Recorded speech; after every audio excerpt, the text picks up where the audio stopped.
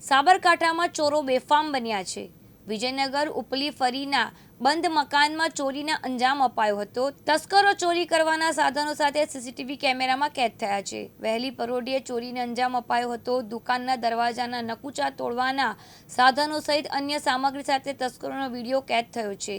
5 જેટલા શખ્સો ચોરી કરવાના સાધનો સાથે ચોરી કરનાર ગેંગ દેખાઈ રહી છે। 70,000 કરતાં વધુની મત્તાની ચોરીને અંજામ અપાયો હતો। વિજયનગરમાં ચોરી ગેંગ સક્રિય થતાં લોકોમાં દહેશત વર્તાઈ છે। પોલીસે ડોગ સ્ક્વોડ સહિત ચોરને પકડવાની તજવીજ હાથ ધરી છે।